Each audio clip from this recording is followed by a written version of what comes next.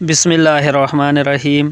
عمران بن حسین رضی اللہ تعالیٰ عنہ سے روایت ہے کہ ایک آدمی رسول اللہ صلی اللہ علیہ وسلم کی خدمت میں آیا اور اس نے کہا السلام علیکم۔ آپ صلی اللہ علیہ وسلم نے اسے جواب دیا۔ پھر وہ بیٹھ گیا تو نبی صلی اللہ علیہ وسلم نے فرمایا اس کے لیے 10 نیکیاں ہیں۔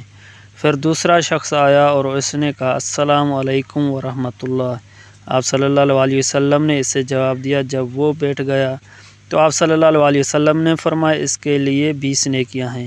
پھر ایک اور شخص آیا اور اس نے کہا السلام علیکم ورحمۃ اللہ وبرکاتہ۔